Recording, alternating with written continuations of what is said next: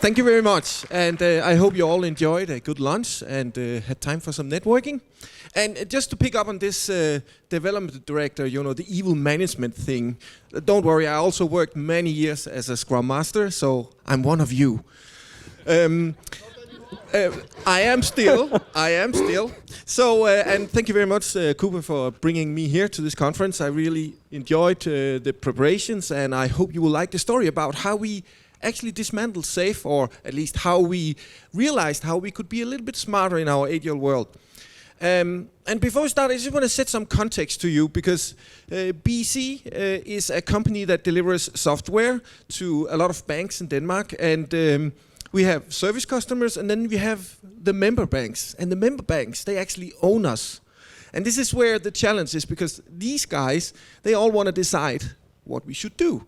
So we need to make sure we have a framework where we can actually build the things that all of them want at the same time. And this is a little bit difficult. So this is the main challenge, and that's something you will probably realize when we go through the story today, that this context of being in a non-profit company that is owned by its customers changes the dynamics of how things work. So, and those of you who heard the keynote earlier today, so it's not an entirely for-profit company we are, but of course our customers and owners are banks. So we are still capitalistic.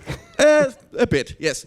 So one thing before we start, being a Danish company, how many recipes do you actually know of making kanelsnegle? Do you know what a cinnamon bun is? They look like this. Let's get back to that. Yep. The cinnamon rolls are a vital part of Danish cuisine and a part of Danish culture. And actually, that helped us to realize one important thing.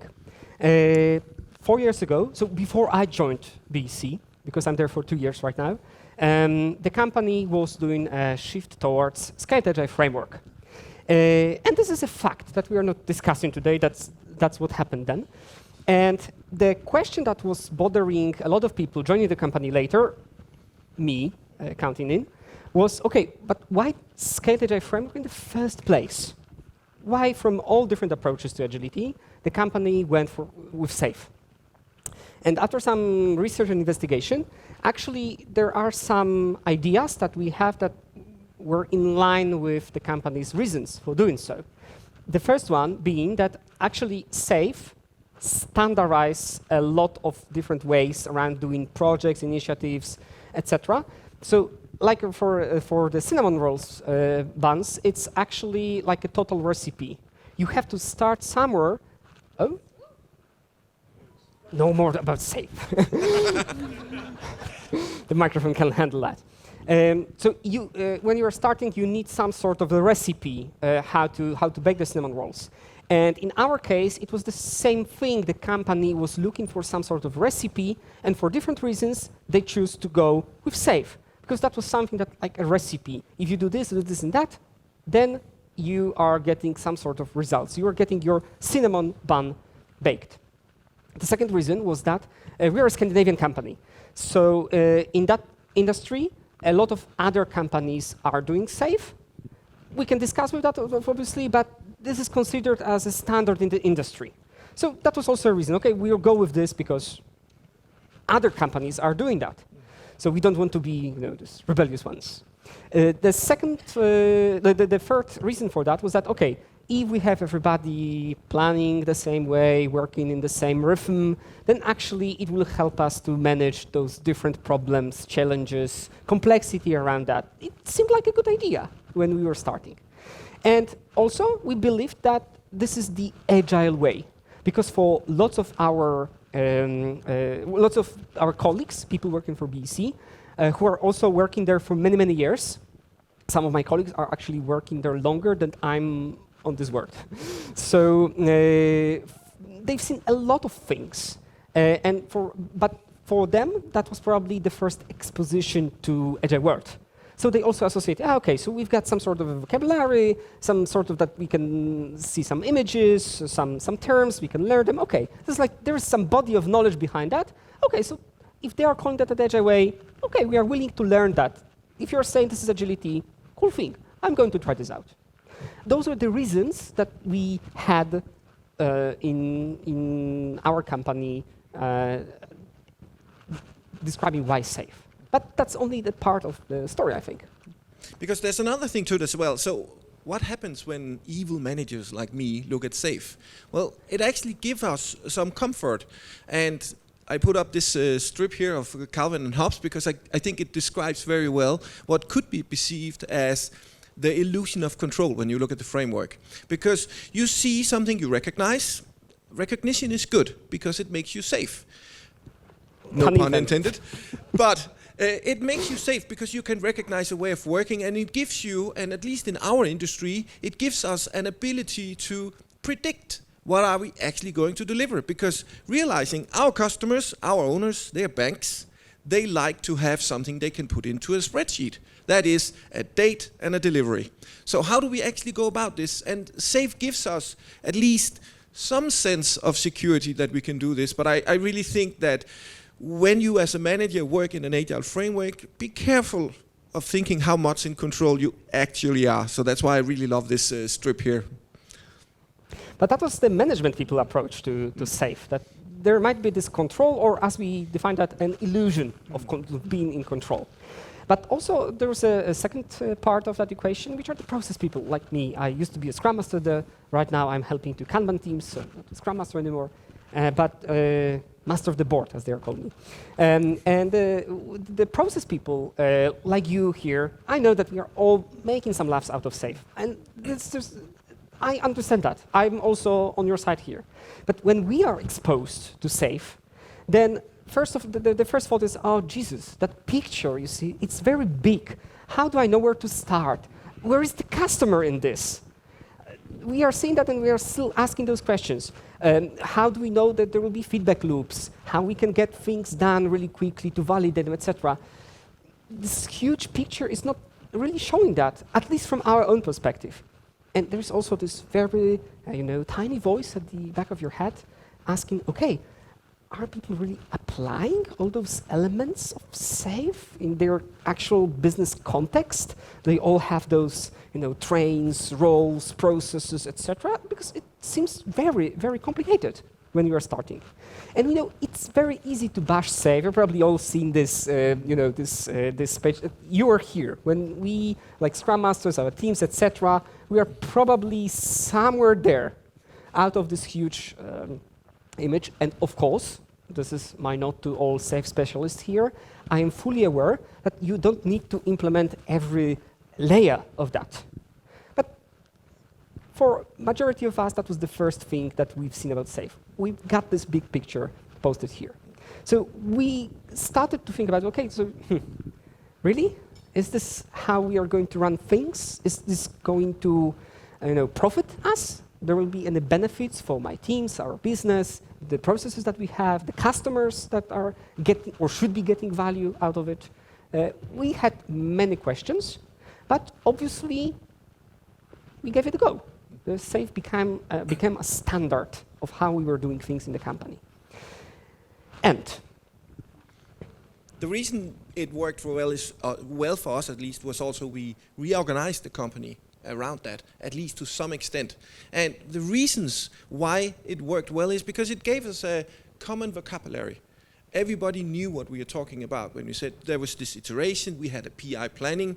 And even today, when we are not running SAFE in its purest form, we still call it PI planning because it has stuck with people. People know that vocabulary. And it also provides a good structure on how things are gone. We found that, and I will talk about that a bit more later, that there's a lot of ceremonies we go through, but it provides this structure that every time all the time where you are and where you're going in the planning process. You know what's next. Okay, now we have the PI, now we have the sprints, now we have the innovation sprints. We use those for developing all the stuff that we didn't manage to do in the sprints, but at least it's there. And then, we had the retrospectives. So it gives this very nice structure. And to talking about the other point we had, it actually also gives us this possibility to try to predict when can we deliver stuff to our customers that they think is really important. So I think that was a really good framework for us to start with, and as Cooper said before, it was well known in the industry in Denmark. This is the way to be safe. So, check mark. Yeah, so we are going with safe.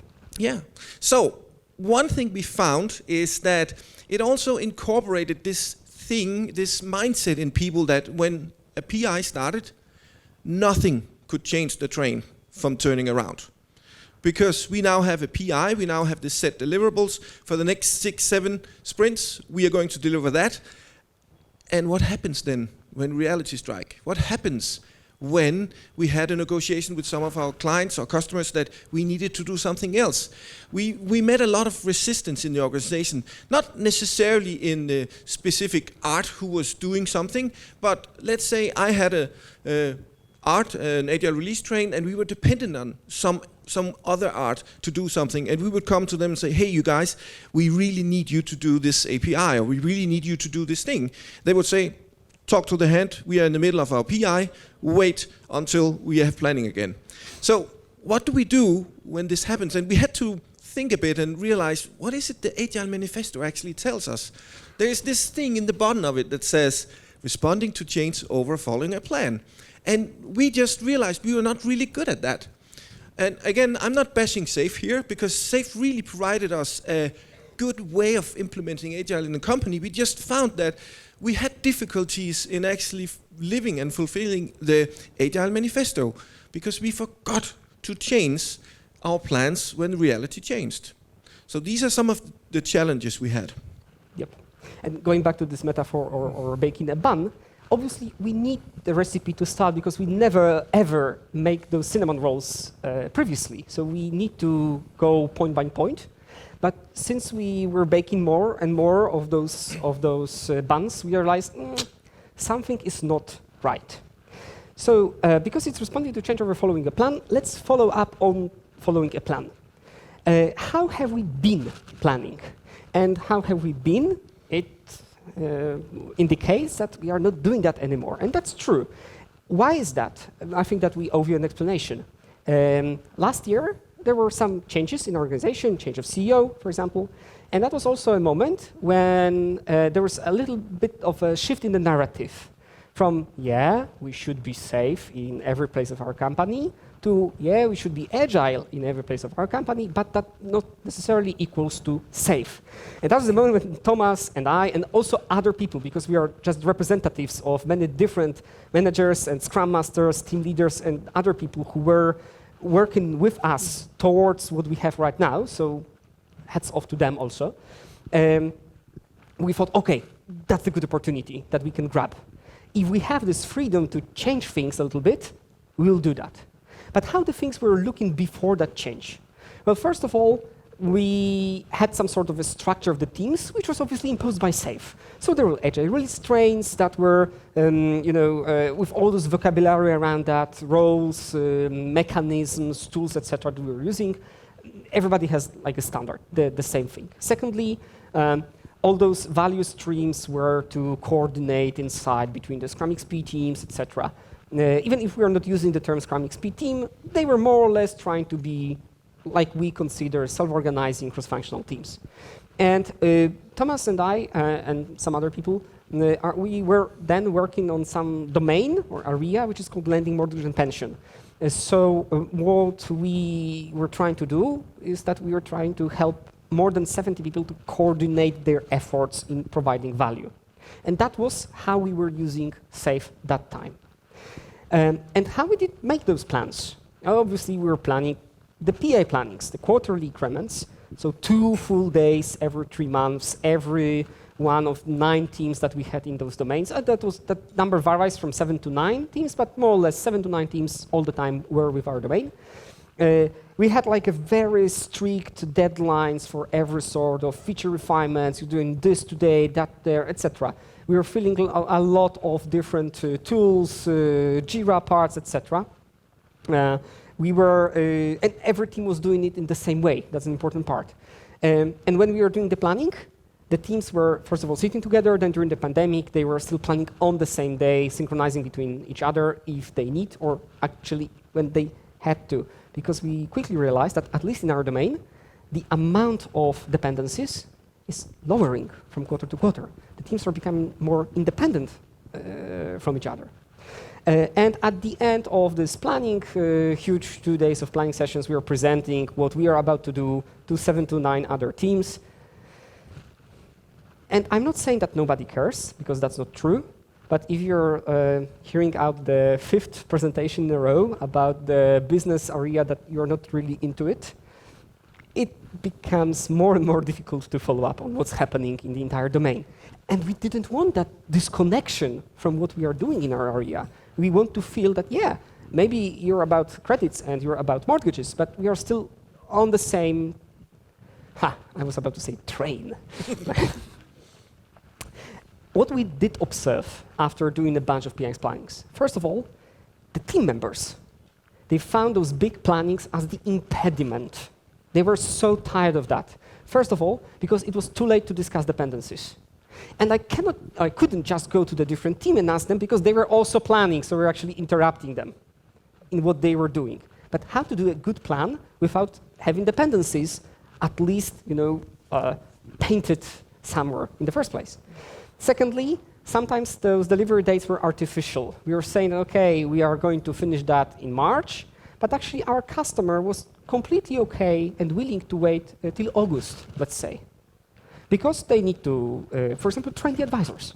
So actually, how we perceive the dates and how the customers perceive the dates, that was not always in line. It was not also needed to coordinate that well. With every PI planning, as I said, we were seeing, okay, less and less things to coordinate. And all those rituals, I'm specifically saying rituals around PA planning, they were more and more tiring for the people, because they see there's no value in that. We are following a little bit of a cargo cult. You have to do this and that to do the PA planning. But we were not that much asking ourselves what sort of value it's bringing to us, to our teams. Also, our customers, because the big question of SAFe is, where's the customer? I don't know where customer in SAFe is, but I knew that our customers were actually pretty close. No matter if it's SAFe or any different thing, my product owner, my team members, they are very much often talking to their customers on a daily basis. By the way, Denmark is quite a small country, so actually you can call your colleague in a different bank, because he is your customer also, besides being your friend or something, or a neighbor. So that's a good part of working in Denmark.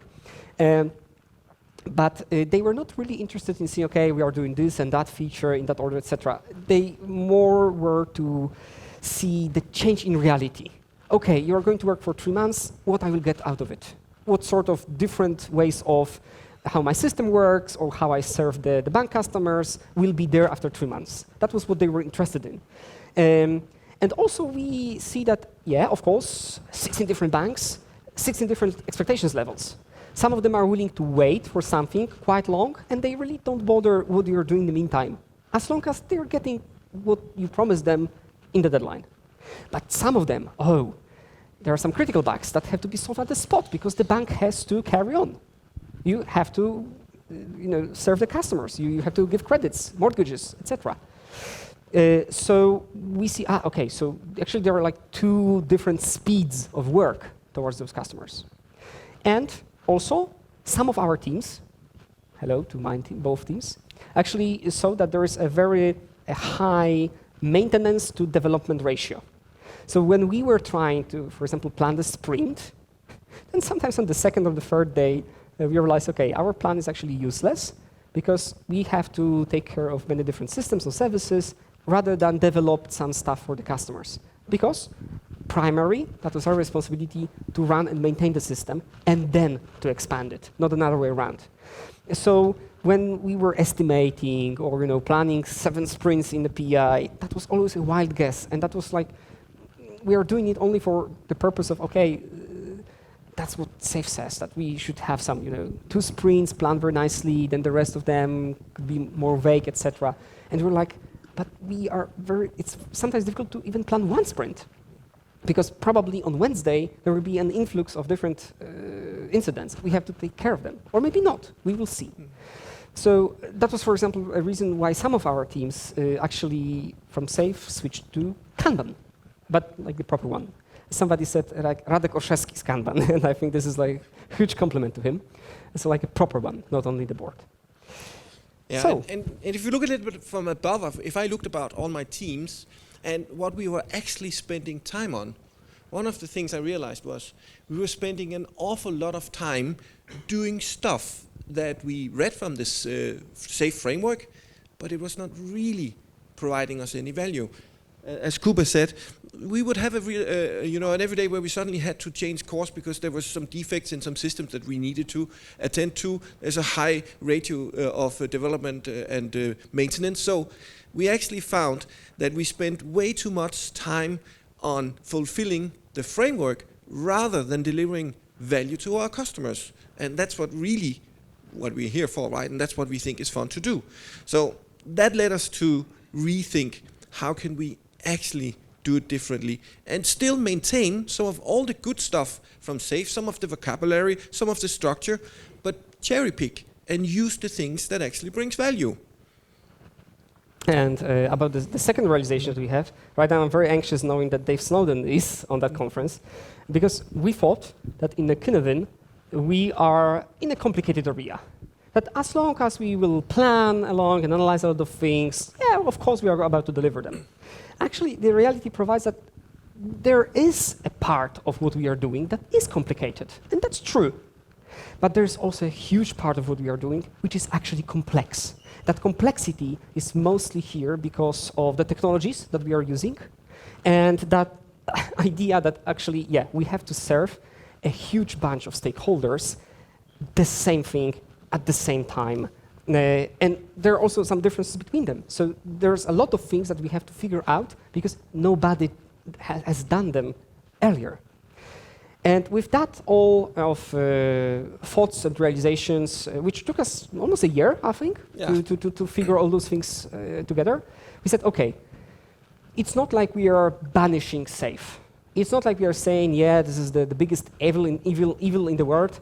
But we are just saying we are going to dismantle it and give teams more freedom, at least right now, because let's do things incrementally. On the first thing that we are about to change will be how we are doing plans for the quarters. We cannot get rid of planning the quarters because this is still how our customers think. So this is like a limit of what we can do. But if we cannot change that, maybe we can change our approach to how the plans are being made. So how are we planning right now? Yeah, and let's start a little bit from the top, and then Kuba will dive a bit more into the team way. So from the company perspective, together with all these guys I mentioned in the beginning, we have an annual steer. So what is important in the year to come for our banks, for our owners? And this is not something you need to deliver this, but this year we would like you to focus on anti-money laundering, risk, whatever it is, something that is the annual steer. And we break that down into a quarterly steer. So in the coming quarter, what is the most important thing we need to observe and do? And then in the different domains, instead of having agile release trains, we now have what we call domains and programs. And in the different domains, we then take this steer and say, okay, how should our roadmap then be built? What are the things we can actually deliver in the coming quarter, the next 3 months? We will commit to that, and then we will have a 5-quarter view on the rest of the world. But let's focus on the first 3 months. And then we put that up to a portfolio level, and we talk with the other domains around us. Do we have any dependencies? Do we need to agree on something in order to realize this? First quarter roadmap we are building.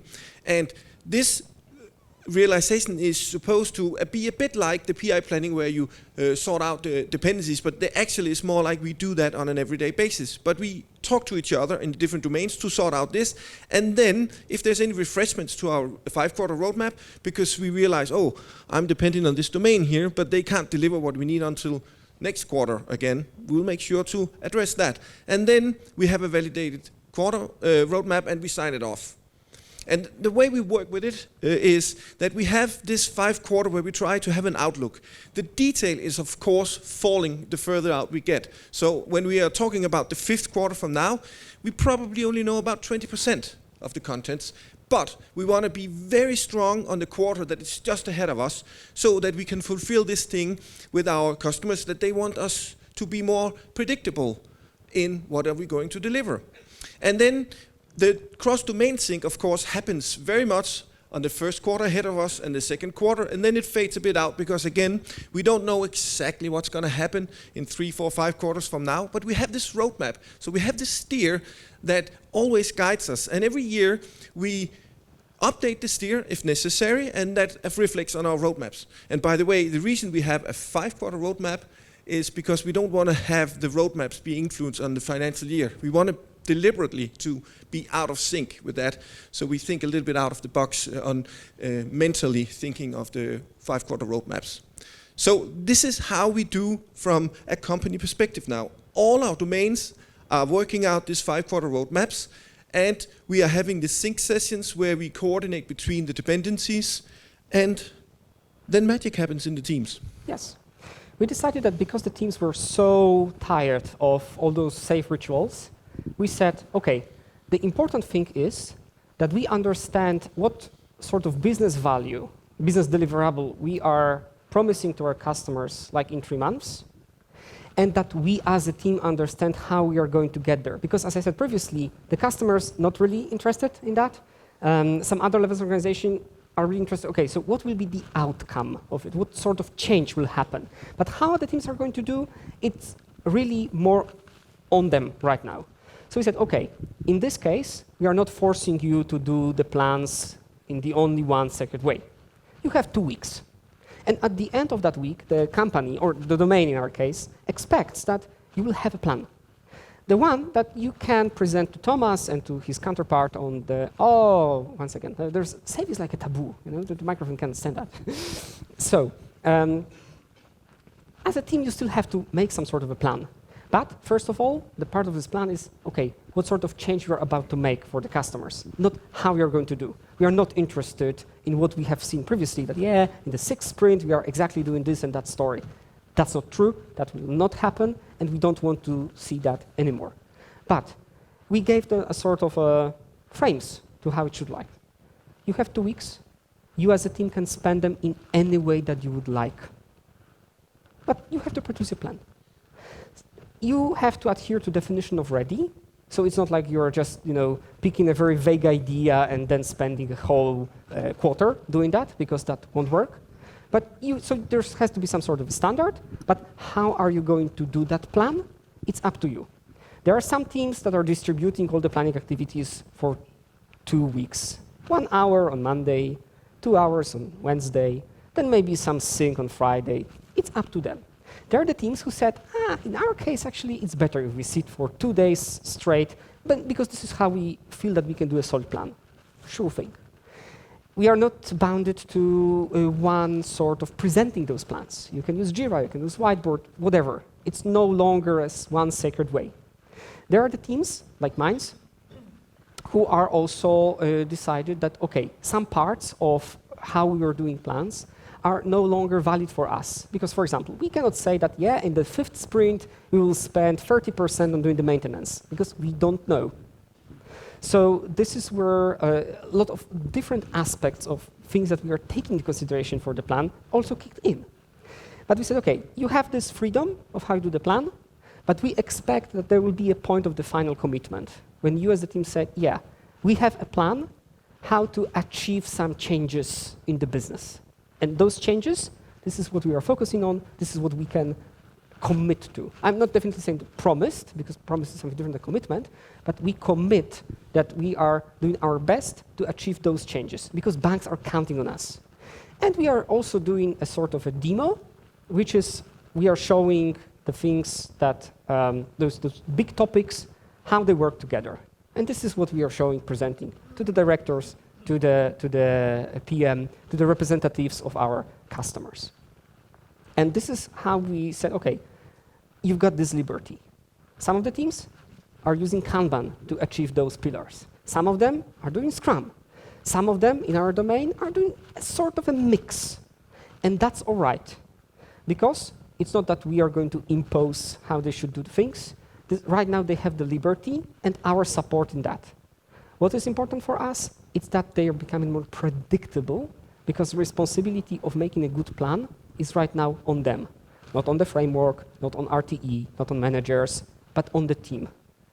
We see that if they, during the plan, really by themselves, they really believe in that, and they're becoming more and more predictable in what they're about to achieve.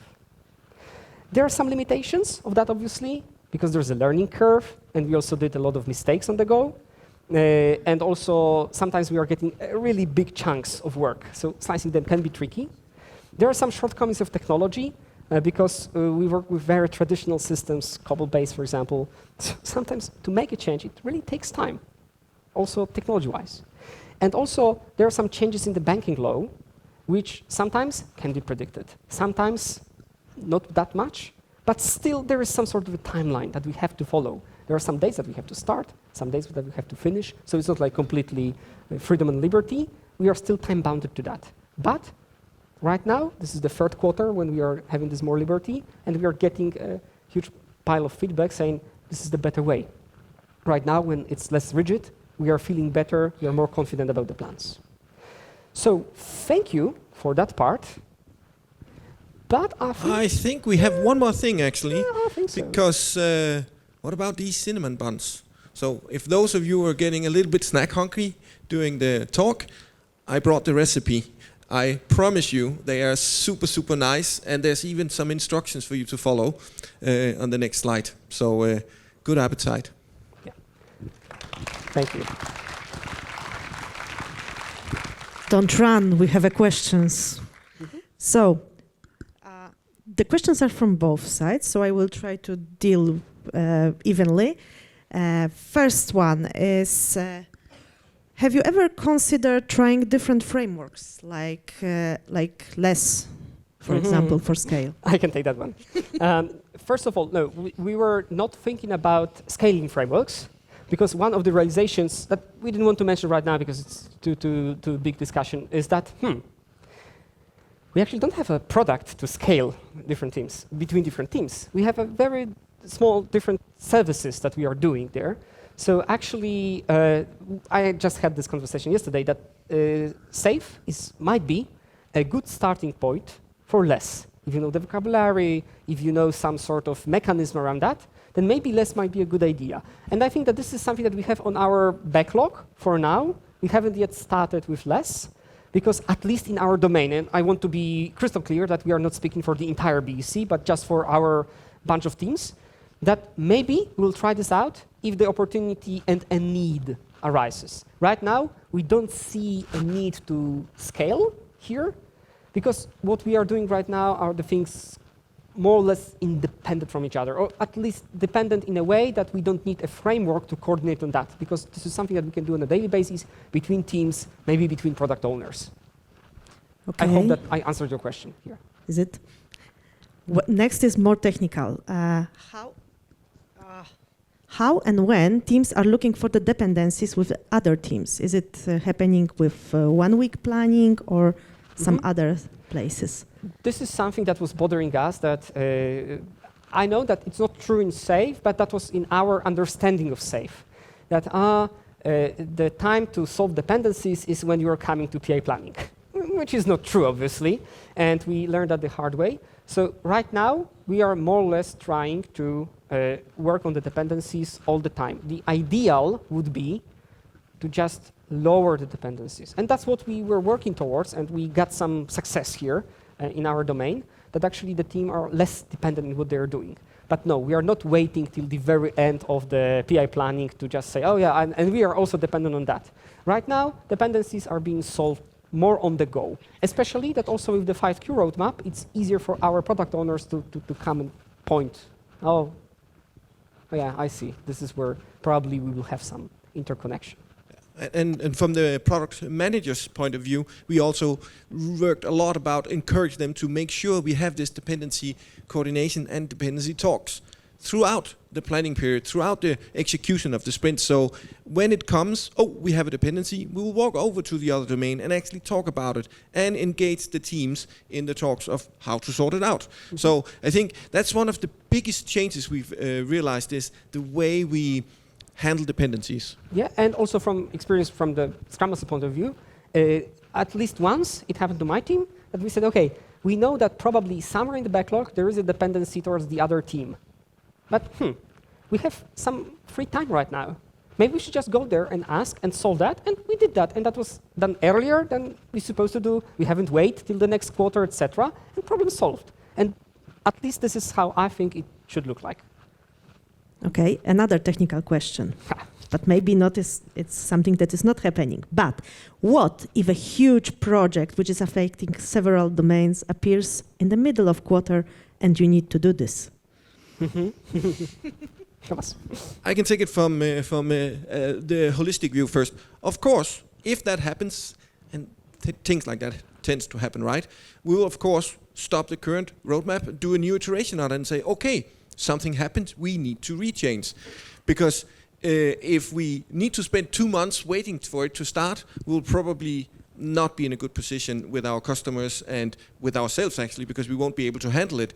So I think when that situation arises, we will actually start building new roadmaps based on that. We probably want to finish some of the stuff that we are currently actively working on to be able to close it down in a good way, but it's definitely something that we will bring up as soon as we know it. And also remember that being owned by all those banks, it also means that it's not like only one bank has a certain problem. Probably if something arises, like a change of law, everybody is equally impacted by that. So everybody has the same stake to actually make that change. So they all know the price for this kind of changes. Next question is about the SAFe. How did you start that implementation SAFe? Did you use some consultant? Why the SAFe got this shape at your side? Thomas will probably answer that better because it was already 2 years of SAFe in the company when I joined, so I'm not in a position of saying how it started. I only know that from some oral history in the company. But yes, we did have some help to start it out, and as Jakub already said in the beginning, it was kind of the industry standard for how could you transform a rather large company into working agile. So we looked at the frameworks and it was decided that SAFe is probably a good place to start. And we did have some consultant helping us, and we set up our own Agile Center of Excellence to help that transformation. But it also took quite a while for us to get started. We have a lot of questions, but I think that we can cover just one before the next session will start. And I've chosen this, what I've got on the top. How do you spread the work between the maintenance and the future in the end? So. Okay. This is the question to me, probably. Well, at least the good part of working with my teams is that our product owner also understands the importance of paying off the technical debt, etc. So for my teams, actually, what helped, but I'm only speaking for 2 out of 9 teams, so this is also like a detail of the detail of the detail, is that we decided that if we go a professional Kanban and we have different classes of service there, then we are able to apply different policies to different types of work. So actually with different pull policies and limiting work in progress, this is how we're handling, okay, there are some SLAs on the incidents, for example, that are happening. We have to do them right now. Or maybe something's an expedite. We have to do it right now. If we don't have this kind of work, okay, then what's the priority from the backlog? If we really don't have an idea, our product owner is there to decide. But more or less, we know what we are doing, so she's only there to confirm that our way of thinking is right. If we, and for example, we also had a bunch of very old technical debt, which we just decided, okay, we are putting aside cleanup Fridays for a quarter, and on every Friday we are communicating to everybody that we are only taking care of very old stuff to clean this up. And actually, Thomas was attending a lot of demos about how we were showing what we did every Friday to actually clean up a small piece of what we have there. So this is how my teams are doing this. I don't know if it's like a total recipe, but at least for now, it works for almost a year in this way in both of my teams. Thank you very much.